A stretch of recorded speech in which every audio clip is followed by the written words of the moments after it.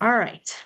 Thanks, guys, for joining. We are going to be going over parts 5 and 6 today. So I'm going to jump right in to share screen and then follow along. Let's see.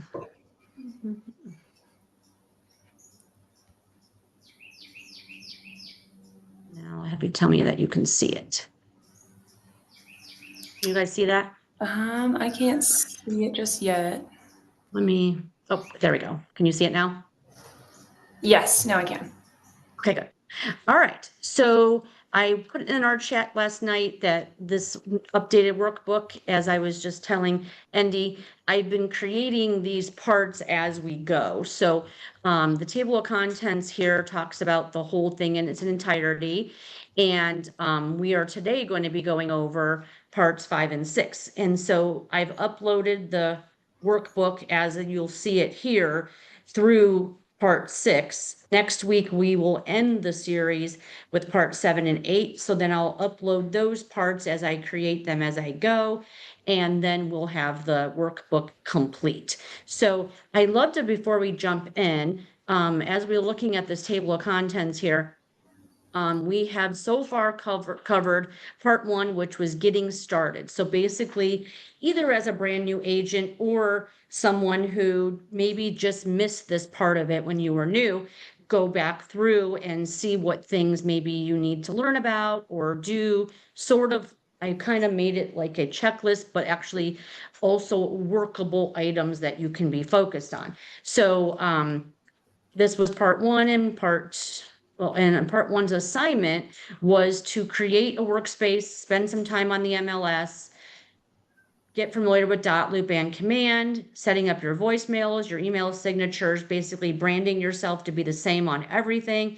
If you don't have an updated headshot, I recommend you do that. And really just creating all of those business platforms. So I would use this again, like a checklist to start to work on those things. So that each section or part, I have ending with some kind of an assignment, which is why I called this a workbook, because there's actually actionable items. So you all should be completing the assignments at the end of each section to be able to maximize, this training course, Real Estate 101.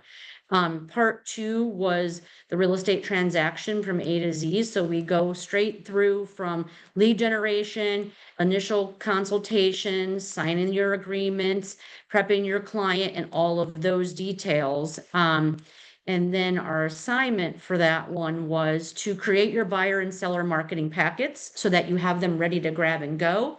My recommendation with that is you can go into command, into templates. There is, or designs and then templates. There's, I think, 6 possible templates for buyer and then 6 or so for seller, just to give you an idea potentially of what one could look like. I don't think that it should be more than around 8 pages long. So the ones in command, I'll caution you if you look there, it is very specific to a house. So like if you're creating one for a seller, it has all this stuff about the actual listing appointment house. My recommendation is not to do that right now, because then that means you'd have to recreate that every single time you have an appointment. So I would eliminate those pages and focus really on the marketing papers that you want to bring on your appointment that can be ready to grab and go. And then role playing your packet with a partner, and then trying to find an agent to shadow for a buyer and a seller appointment. And we know, I always go in the chat and say when those appointments are available. So it's not that kind of a thing where you can say, okay, I'm available this day. It has to kind of come just like appointments come. It's on the fly. Then in section or part 3, we talked about lead generation and client communication, and then go into a lot of details about touch campaigns and follow up. We talked about the 5x5 approach. And then your assignment in section 3 was to add 100 people to your database, create a weekly lead generation plan, learning what you're going to do to nurture and follow up with that database, and then tracking your results. Next, we talked about scripts and conversations and then role playing with a partner. And we talk a lot about how to talk to buyers, how to talk to sellers. And then your assignment for the end of part 4 was to find and commit to a scripting partner, role play out your lead gen calls with buyers and sellers, tracking all of that, using lots of different scripts that are either in the locker room or in the drive, critiquing each other and reporting in the group chat how you're doing. So thus far, those were the assignments. If you haven't done that, feel free to go back and try to get caught up with all of that. So today in 5 and 6, we're going to be talking about the working with buyers in 5, and then we're going to talk about working with sellers in 6. So this is broken down a little bit deeper, well, a lot bit deeper than the section above that talked about these consultations. So if everybody's ready, we will just dive right in. And as I said, next week will be the end of the series with parts 7 and 8 to complete it. And then I would love to kind of have just a powwow and see where everybody's at with their assignments at the end of possibly next week's class.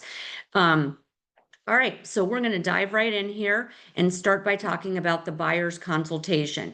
So, you know, at this point, we say that you have already created your marketing packet. So we're not going to talk today about that marketing packet. That was in a previous, well, part 2 section. Who can tell me what the LP Mama script stands for? Anyone can feel free to unmute themselves. It's location, price, motivation, agent, mortgage, and appointment. Awesome. Thank you so much. Yeah. So I would say that that is one of the most important, if not the most important buyer script that you can know. Practicing that's a great idea. It should just flow out of you just like it did right there. With Brittany, that's the way you're going to start to have your conversations with your client. So at that buyer consultation, and the buyer consultation could be something that you're doing over the phone with that person. If, like, let's just say someone referred you a lead and you called them, that could be an in-person where you meet with them and sit down. It could happen at the first showing. You can also be doing this at open house. If you want to maximize your time at open house, you should be looking at every single person that comes into your open like a freebie buyer consultation to get them to want to listen, answer your questions, and potentially work with you. I remember when we first started practicing LP Mama many, many years ago, and Jillian, one of our first agents in coaching, was like, learning LP Mama was life-changing at my open house. She brought a stack of them on a clipboard, and her open houses were never the same again because she used that like a buyer consultation for everybody that she came across. Whether or not they said they had an agent still gives you something to talk about rather than being passive, kind of, you know, just off to the side in the other room or kitchen. At the buyer consultation, it's a good idea to find out, are you pre-approved? Are you going to be getting a loan? Or are you paying cash? So if they are pre-approved, getting a copy of the pre-approval letter, and if they are paying cash, getting a copy of proof of funds. So I do get this question a lot. What is a copy of proof of funds? Well, it could be a variety of things. It could be simply their bank account that shows that they have enough money in there to purchase the house. We don't want someone to send us their bank statement with their account numbers all over it. We just want to see their name and the balance and today's date preferably. So recently someone screenshotted me what somebody must have just did on their app on their phone as proof of funds. That's not going to cut it. They're not going to be able just to go in their app and screenshot something. It didn't say their name. It didn't say today's date. And so that could be anybody's information. So if I'm a listing agent, I'm not going to accept that for my client as proof of funds. If they have an app on their phone, there's statements they can get in their app. So if they're saying this is all I have access to, they just don't know how to find their statements. So make sure that you get the proper information that you need. If somebody's proof of funds for cash is coming out of a 401k, we need a statement from that. Or other various investments where people get their, cash from.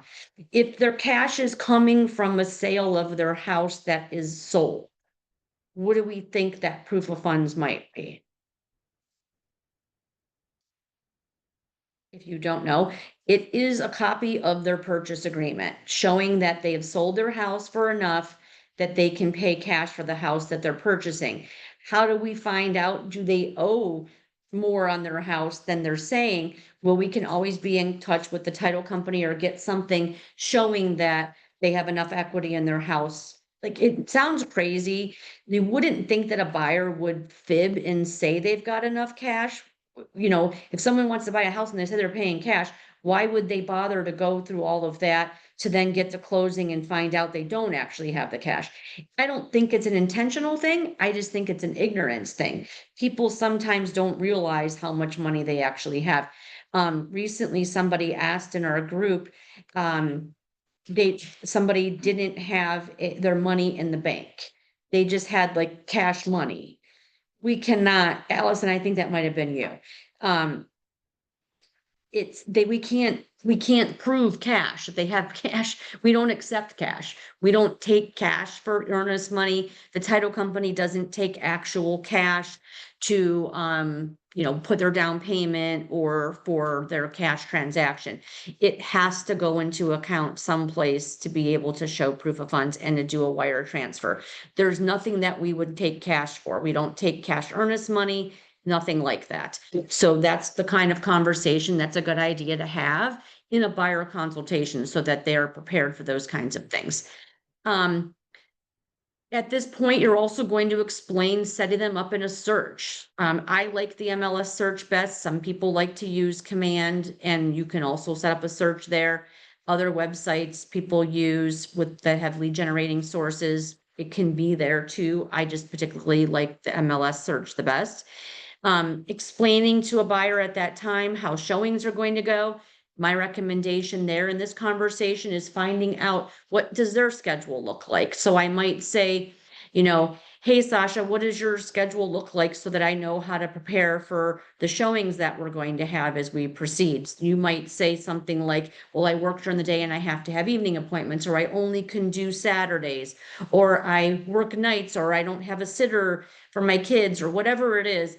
Finding out what the best time of day or week is going to be for them and having a conversation around how much lead time you need to get it scheduled or any of those things that might help you in the future. So I always look at these upfront consultations as a way to set expectations so that way you don't have issues down the line later. People are way more willing to go with the flow of things if they were expecting it coming ahead of time. Before we move forward to scheduling any showings, we want to make sure we're getting that buyer's agency agreement and consumer guide signed prior to any showings.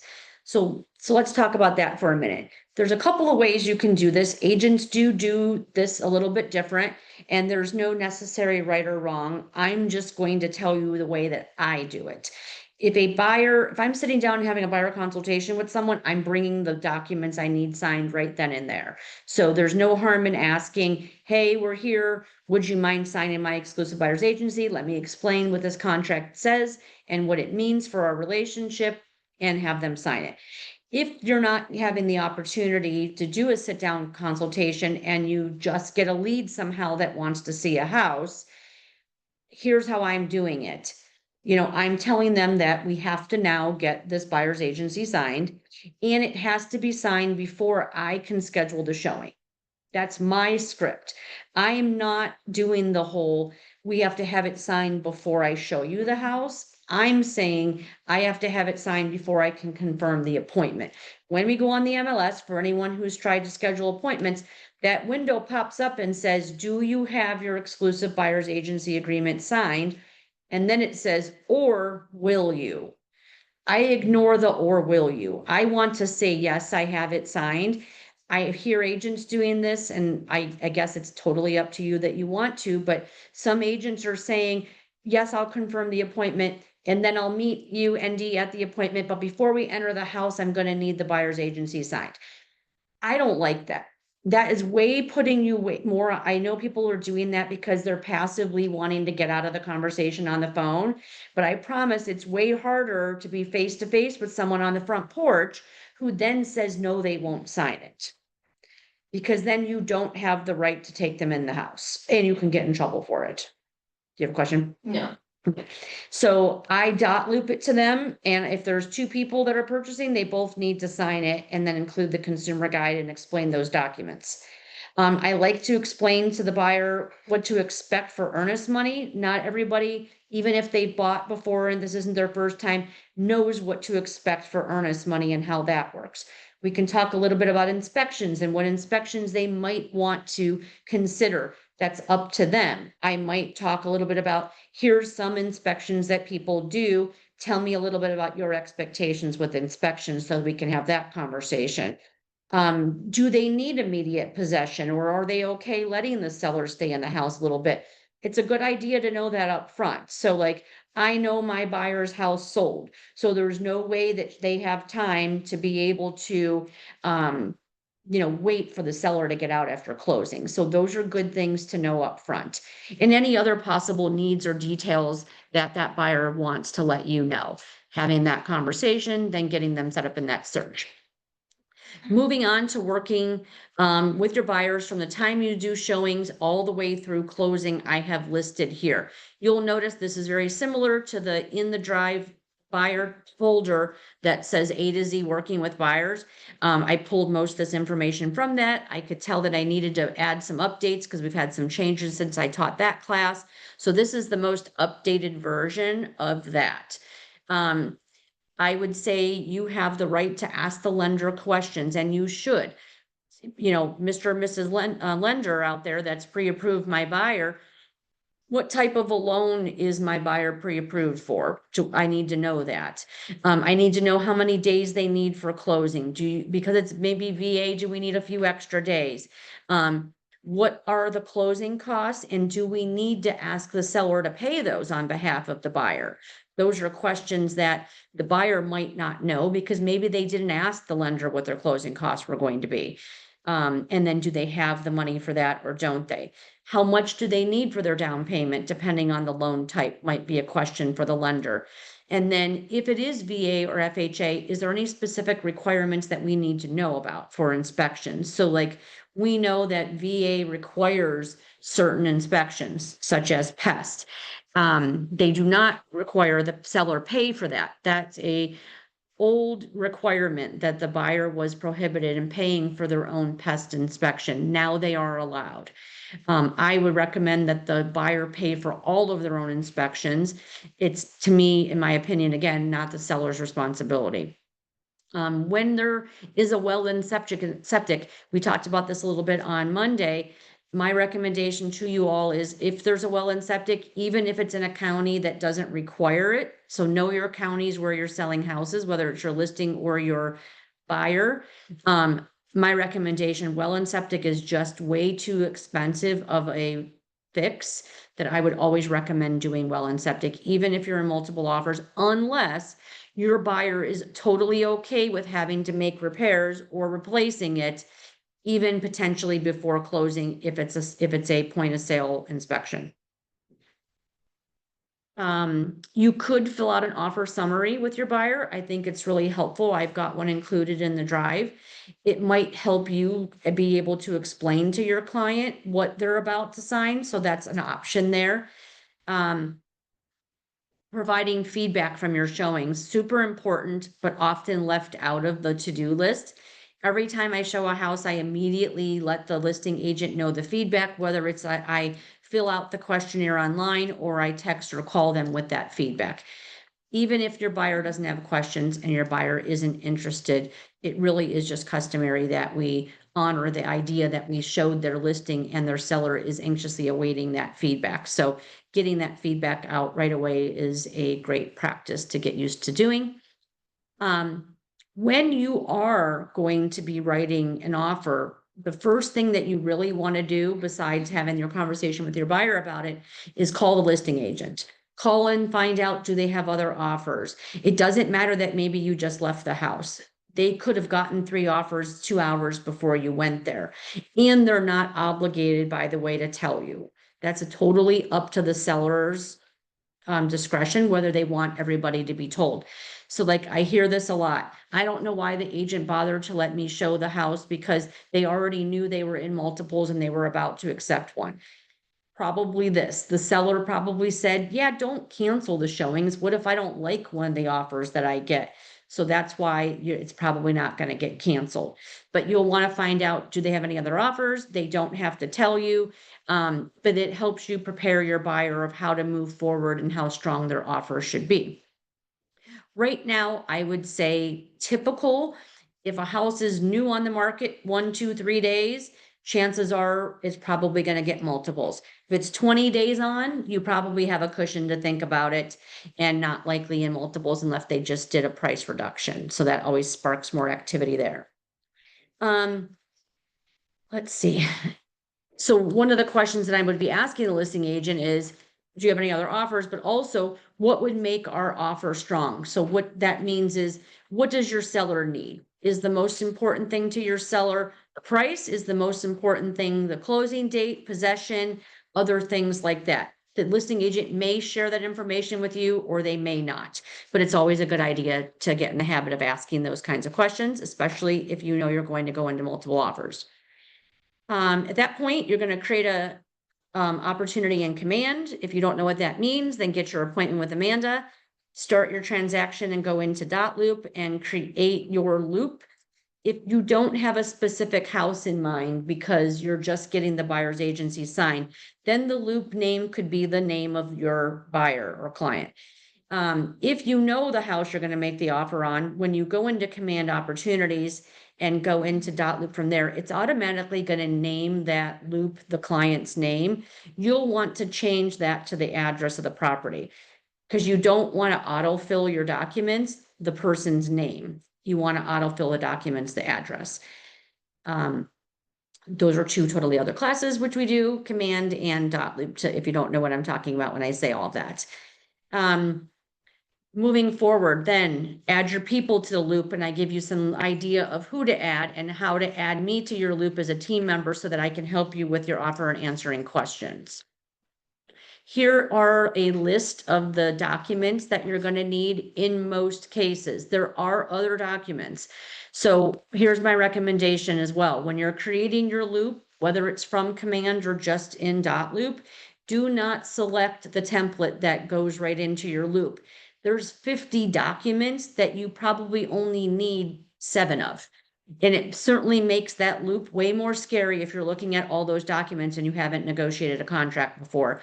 Do not select the template. You can bypass it. So then go in and pull the documents from templates and then be specific for the documents that you actually need. These are the most common here. And I note that on here as well. Also, this is another thing that we find agents are doing. When they're sending their offer to the listing agent, they're sending them their entire loop. Your listing agent absolutely does not need to have the entire loop. They only need the documents pertaining to the transaction. They don't need your buyer's agency. They don't need your consumer guide, anti-fraud, and all those things. They only need the documents that are pertaining to the offer. Once your deal is accepted and you have all of your initials and signatures, then you can proceed to saying you have a fully signed contract. Until everything is initialed and dated, you do not. Do not forget to send that fully signed paperwork back to your buyer. If the seller has signed it and the listing agent shared it with you, the buyer doesn't automatically have those docs. You have to share it back with them. Make sure you send it back to them properly with the can view permission, and it'll default back to can sign, and then things get deleted. So be wary of that as a tip. And then if you're working with a buyer, you're going to send their lender the docs, and you're also going to send the title company the docs. The listing agent will also send documents to the title company as well.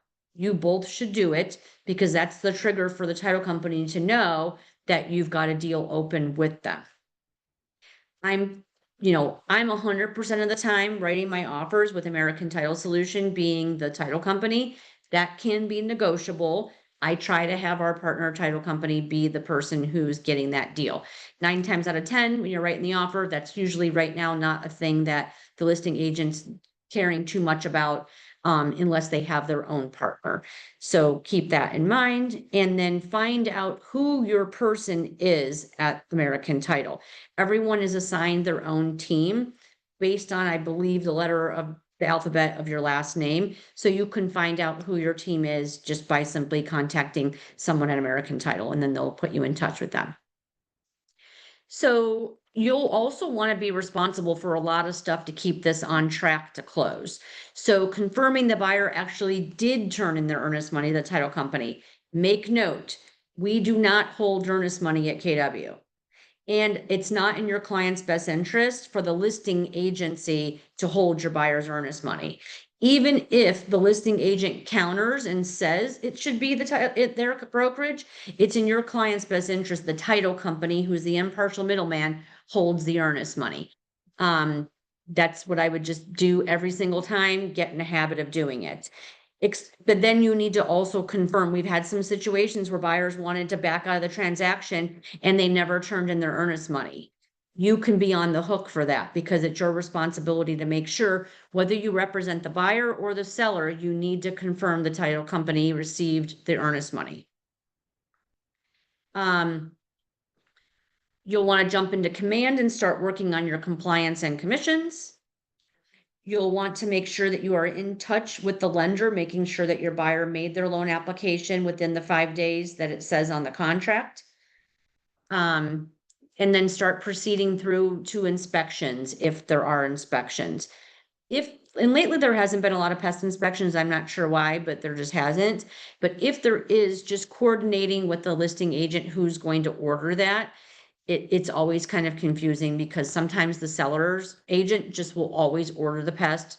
That's just like an old-fashioned thing because sellers used to pay for the pest or be required to. So just coordinate who is. We don't need 2 pest inspections.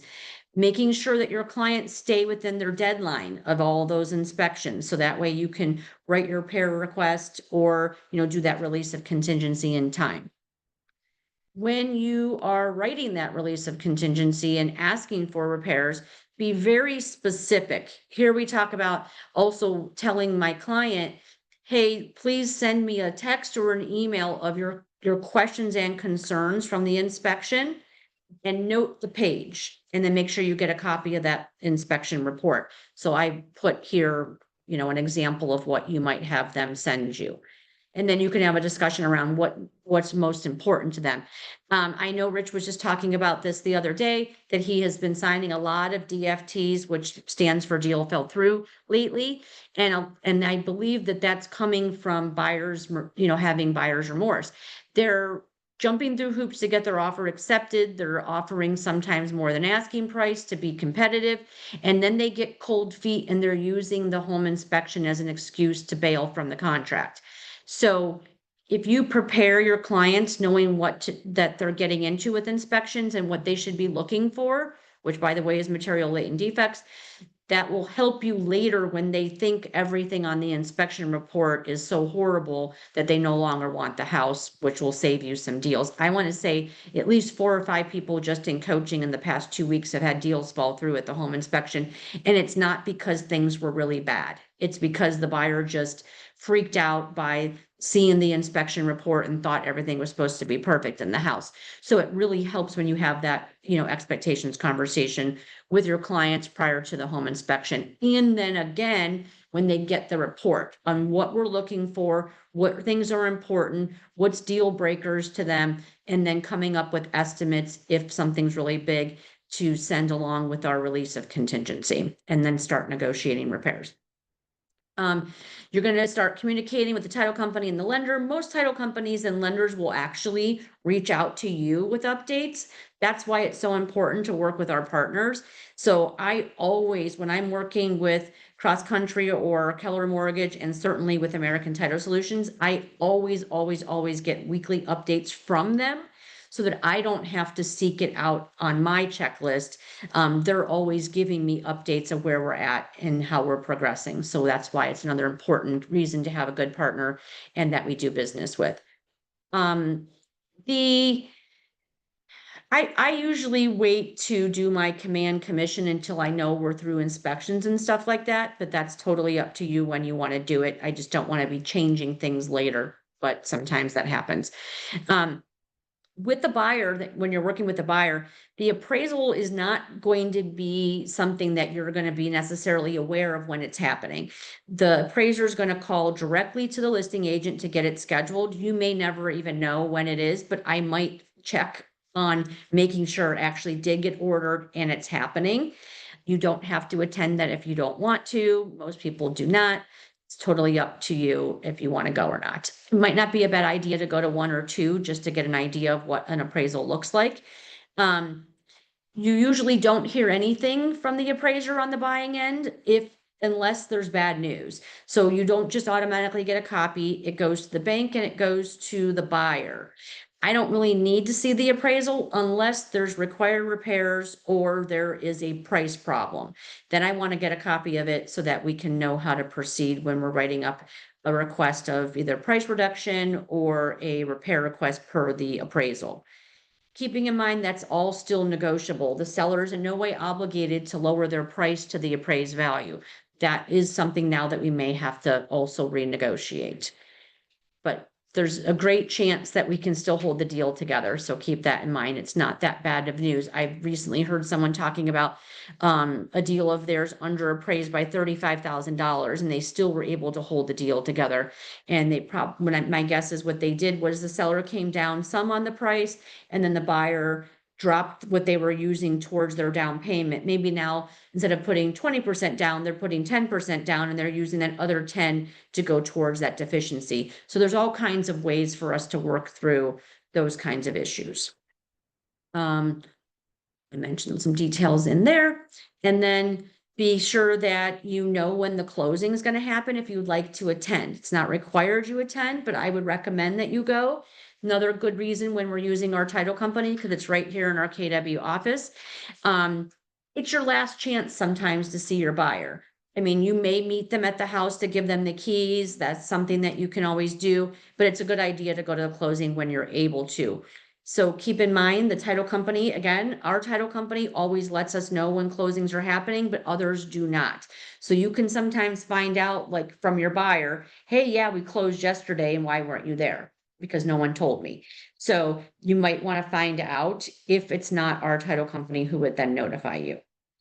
Prior to the closing, you might, if it gets scheduled, you might want to schedule a walkthrough. Our contract does offer them a final walkthrough. I believe it's 3 days prior to closing. The closer to the closing date, the better. So like I've gone to a final walkthrough before the day before closing to find 6 inches of water all over the whole basement after the sellers moved and they moved out of town. So that obviously needed to be addressed. We had not done the walkthrough, we wouldn't have known. So there's reasons why you want to try to do a final walkthrough. It's not a chance, by the way, for your buyers to start to ask for other things they didn't notice. It's just to make sure the house looks like it did the last time you came through, and or to get your eyeballs on possible repairs that you maybe asked for that you want to go and see actually got done, along with paid in full receipts for anything that you asked the seller to repair. At the closing, that's a good time to bring a closing packet that you can create, just like you create those marketing packets for the buyer and seller at the beginning. And then that's usually when I bring a gift, or I might bring a gift when I meet them to, give them the keys. Totally up to you on the gift. You don't have to do it. If you do it, it can be very inexpensive, or it could be whatever, you think is reasonable based on that client. Sending out a congratulations note card after, and then putting them in your past client database or changing them in your database to add a tag that says past client now. So that now I can start nurturing them for future business and referrals.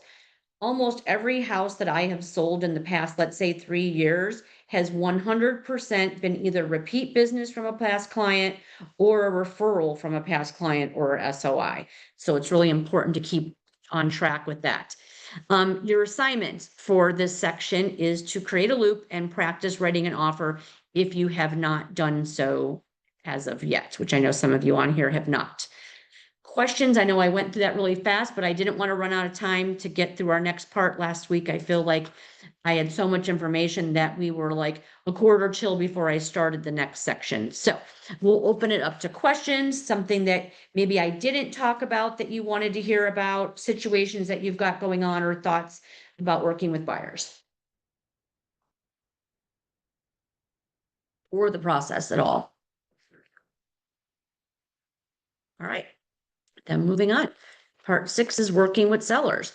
So now we're going to talk a little bit about the listing appointment and how that looks up front and proceeding to the, again, contract to close portion. So some things different about a listing appointment than a buyer appointment that I want to mention. One, for a listing, a potential listing client, you have the time now to schedule that ahead of time. So if you get a referral or you bump into someone or you meet someone in some way, or it's an internet lead or whatever it is, the good news with the listing is that you can schedule it for a little bit into the future. I don't mean 2 weeks from now, unless that's when they want to meet. I mean, it doesn't have to be right now today, and it shouldn't. I would never go on a right now listing appointment. I shouldn't say never. I prefer not to, because I need time to get ready for the appointment. So chances are I'm going to give myself a 2 or 3 day cushion. For you who is new, I would give yourself a cushion, especially if you've never done one before. You need time to prepare. You need time to get with me to help you prepare, that kind of thing. So you're going to do what I call a pre-listing call or appointment. I actually call it a pre-listing appointment. And I want this potential seller to think of it as an appointment, even though it's a phone call. Because the more times they think they have an appointment with you, a little bit more committed to you they are than just simply a call. I know that sounds crazy, but they do start to feel more loyalty to you if you say, let's schedule an appointment to talk on the phone to go over my pre-listing information that I need to ask. At that time on that call, usually it's going to be just with one person. If there's a married couple, usually they're probably not going to be on a conference call with you. You'll get to meet the other spouse at the time of the appointment, which brings up another appointment requirement of mine. Both people need to be there at the listing appointment. I mean, I would I still take it if someone's husband worked out of town? Of course, there's always going to be situations like that. But if I'm going to the house and I'm not meeting with the decision maker, what are the chances I'm getting this listing today? Probably none, probably 0. Because if the decision maker is not there, then we're not proceeding. So, and then you might have to go back and do the whole thing again with the decision maker. So try to schedule it when both people can be there if there's 2 people who own the property. Just like the LP Mama script, the red sheet is your script for this pre-listing phone conversation. We have one in the buyer folder in the drive as well. That is going to be helping you get an idea about the house. So on there, it would be obviously contact information for the client, like what's the best time of day that you prefer to be reached out to? What's your best form of communication? Do you like email, text, or phone calls? Some of those just basic stuff you're going to get out of the way. More importantly, tell me about your house. Tell me a little bit about it that I can't find on the tax record, because probably by now I've already went on to the auditor's site and pulled the tax and legal, so I have some general information in front of me. I also, before this call, probably went on the MLS and ran the address to see if it's ever been on the market before. That gives me some background information, not necessarily going to use any of that info, but it may give me an insight into what the house was like when they bought it. If it's not on the MLS, it's just because they've never listed it ever in the history of the MLS before. If somebody has lived in their house for 40 years, I guarantee you it's not on the MLS if they've never sold it, because the MLS didn't exist 40 years ago. So when someone says I've lived here 30 plus years, chances are it was never on the MLS. But if it is, I like to print that out and have that in front of me. So you said, when you said you try to schedule it with both of them there, you said it's not for the pre-listing call, right? Correct. Like a- Yep. So like. The call, with- you did, Okay. yes. So like my call was with Tiffany, not with her husband. Okay, And then he was there at the appointment. So yeah, I'm not gonna try to, worry about the phone call, because the phone call is really meant for me to get information, and one of them can answer those questions. So tell me a little bit about the house, what I don't see here online. Also ask them, what do they love about their house? That's a really important question, because when you're writing marketing remarks, I'll never forget many, many years ago when a seller told me that my remarks were vanilla. And I was like, does that mean plain? Like, what do you mean by that? And it was because I didn't highlight the things that she thought were important. So it's a good idea to get a feeling for what they think the best features of their house are, because then, we can better write those remarks. Of course, that was before ChatGPT and all those days, but even still, there was 3 particular things I remember in her case that she thought I should mention, and I didn't. And I don't remember how insignificant they were, but it was important to her. So that's a great question to ask.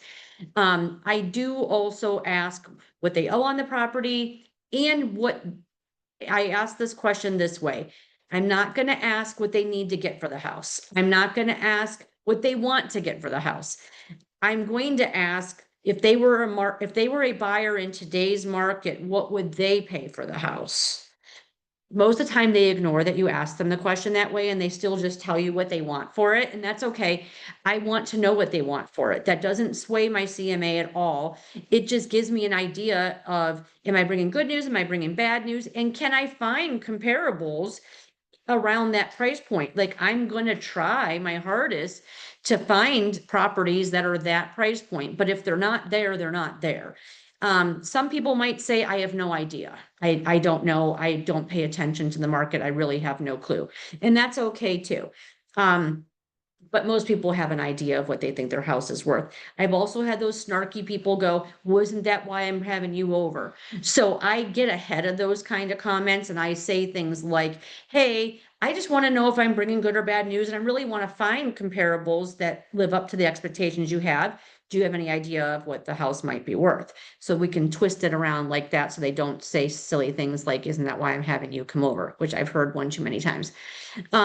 Then I'm going to start to prepare my CMA. So the next thing I'm going to do is email them a PDF of my listing packet. There's a reason that I want to do that, not because I'm not bringing it in person. I am. And I can gauge someone's DISC personality type. DISC is one of the things that we learn about in real estate to learn your personality type as well as others. If they printed the packet and they actually saw it, they're a certain personality type. If they have questions and highlight it, they're probably a high C personality.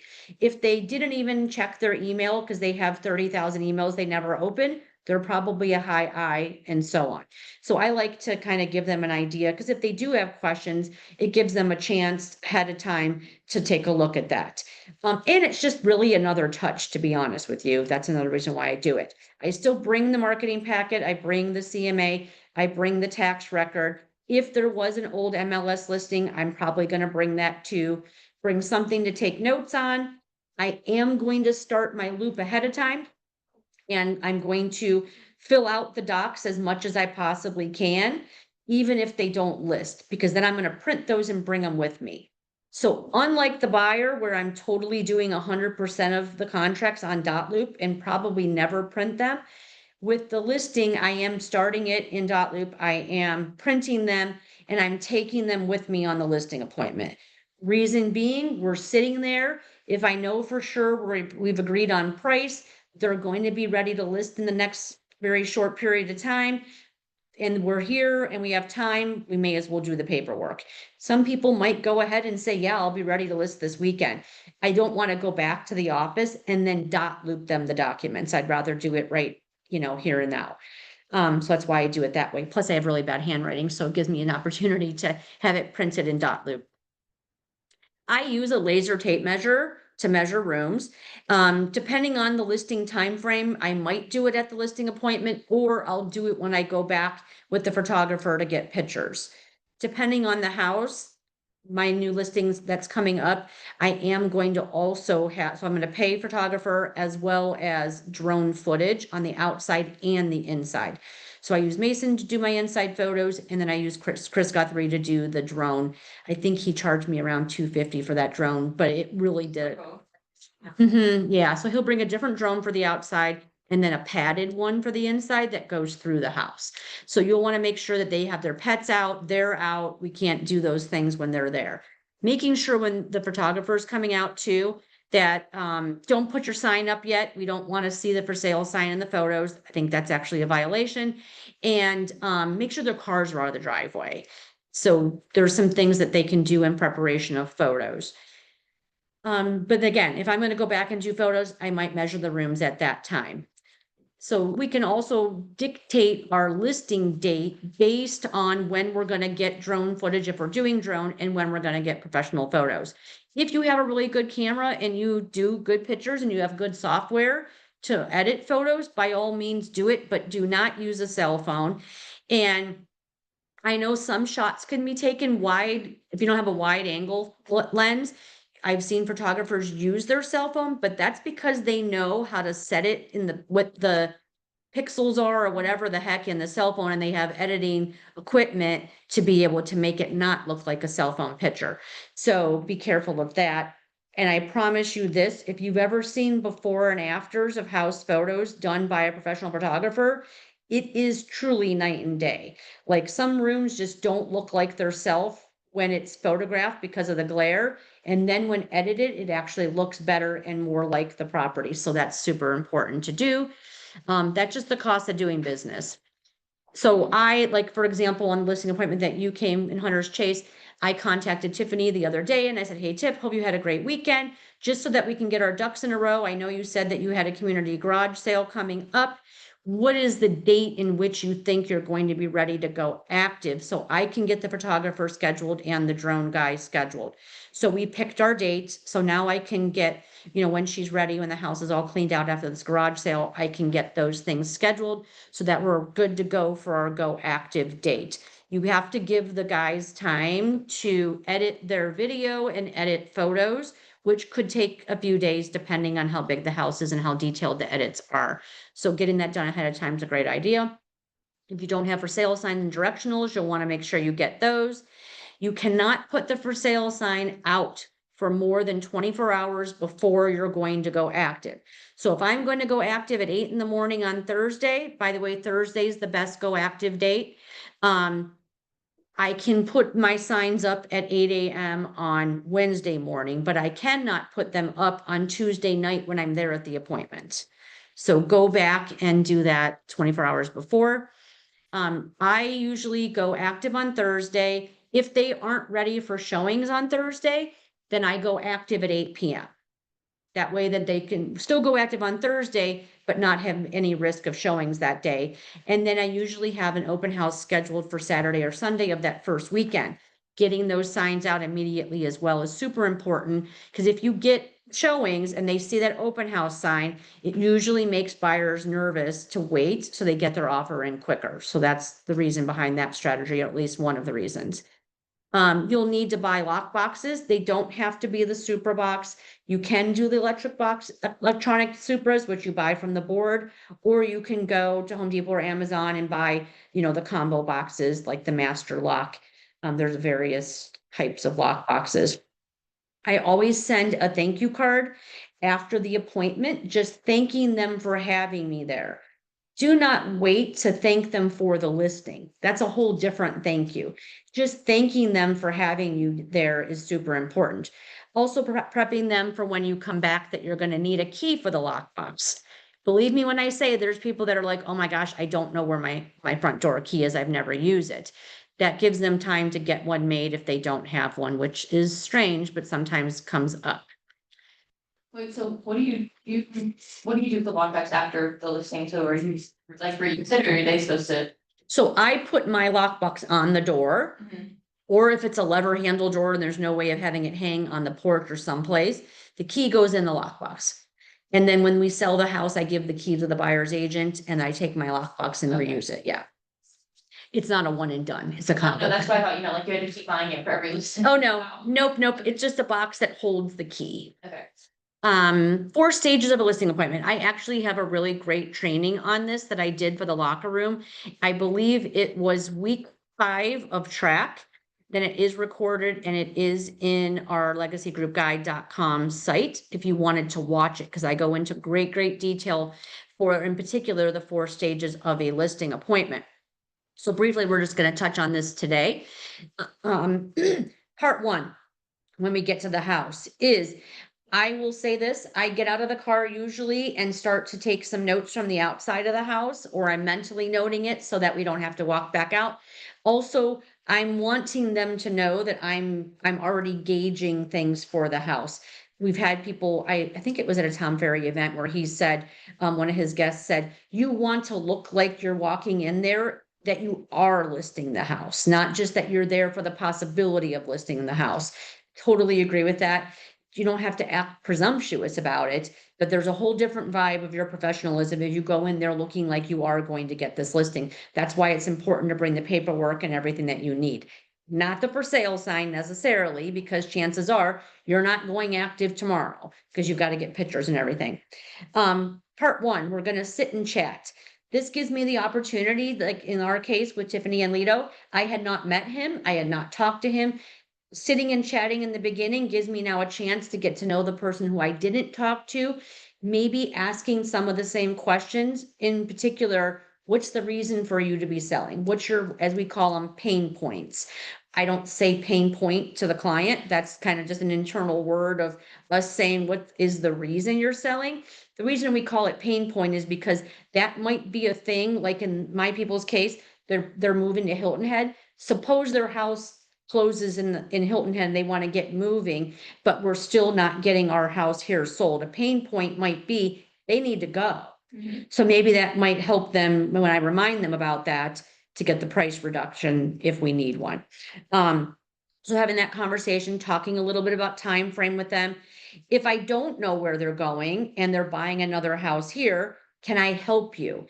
So many times clients work with 2 different agents, one on the buy and one on the sell, and only because they never asked. So if I'm going on a listing appointment, I'm going to ask, who's helping you buy a house and can I?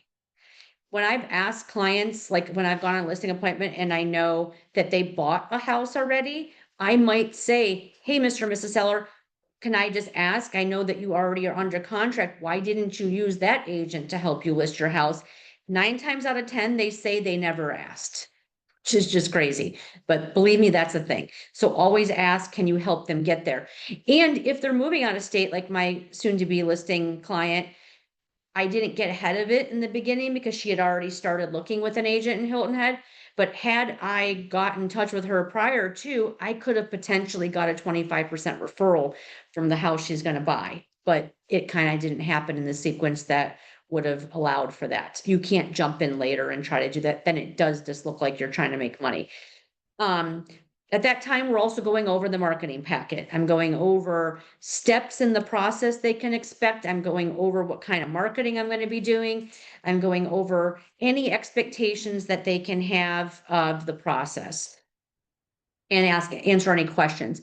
I can tell you that the entire listing appointment should take no more than an hour and a half. Of course, it could take longer if the house is bigger or if it's someone who's very chatty or if you know them. So like in this case, they were a past client, I knew her, and there's that kind of, getting reacquainted time that does not necessarily happen always on a usual appointment if you don't know the person.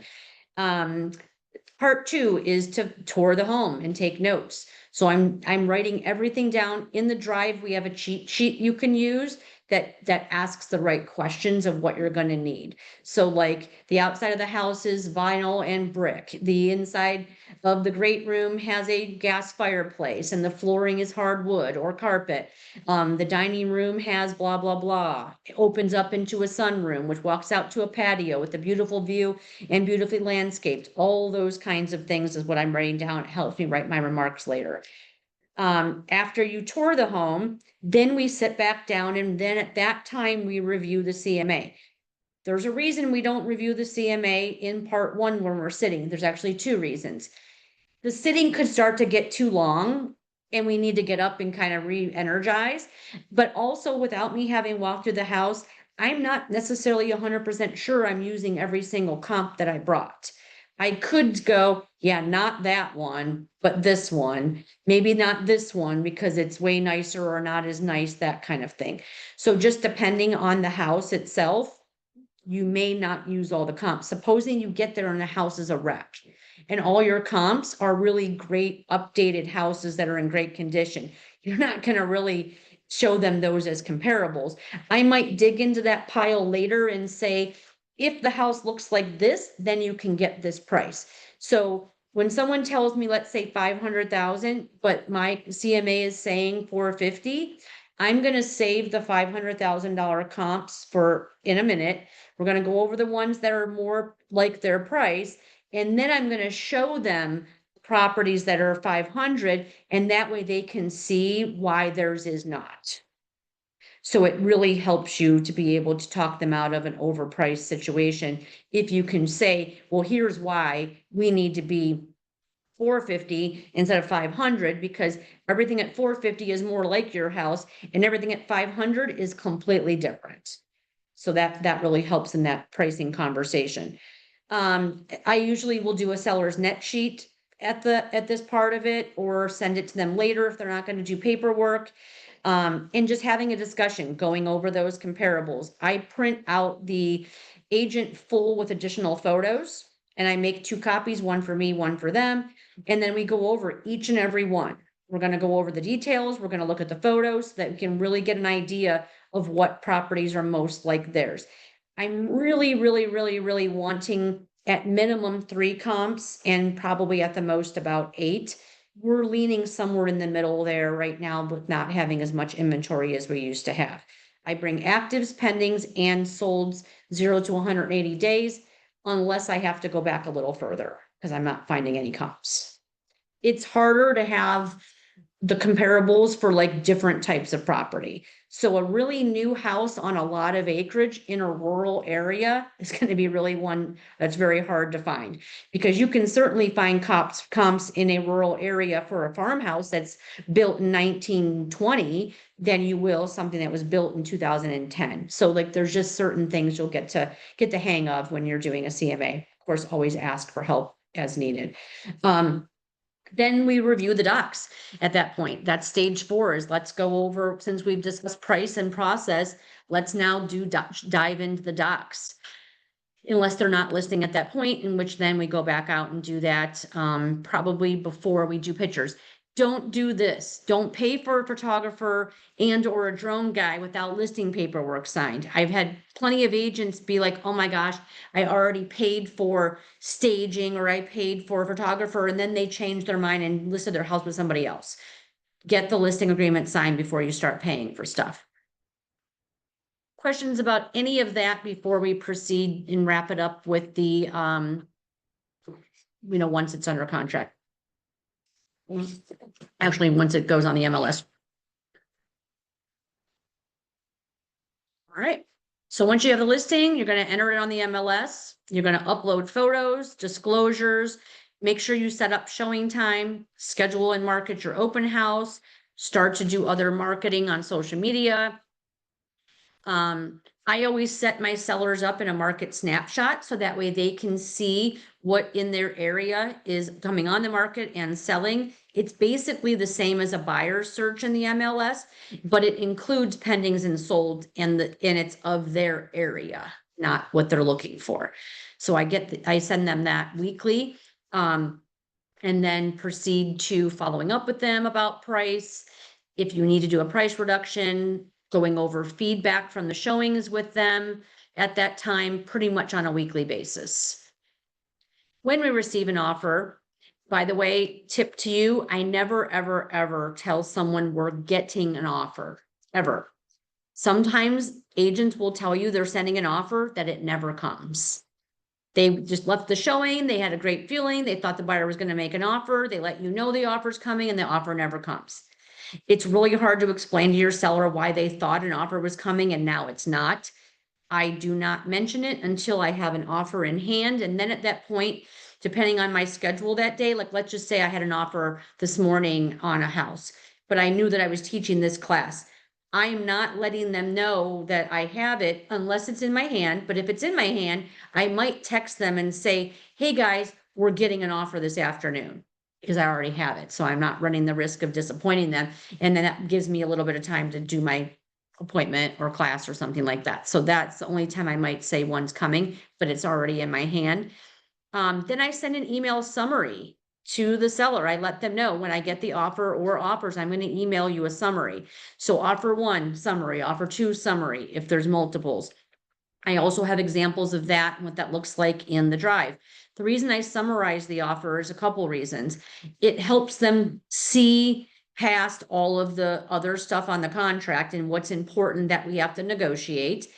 And it helps me later when they say, oh, I didn't agree to leaving the washer and dryer. Well, not only did you sign the purchase agreement that said it was staying, but I had it included in our email summary offer. I can't tell you how many discussions I've had with clients where they were like, I don't care if I initialed that page. I didn't know that. How do you handle that? Like, what do you tell them? Let's go back to the summary when I emailed you the summary. And in the summary, I summarized what they were asking for. And then I even follow up once we agree on the details of what we agreed to. I've already learned my lesson having to argue with people that we did discuss it because their memory fails them. So get ahead of the problem and then you don't have it.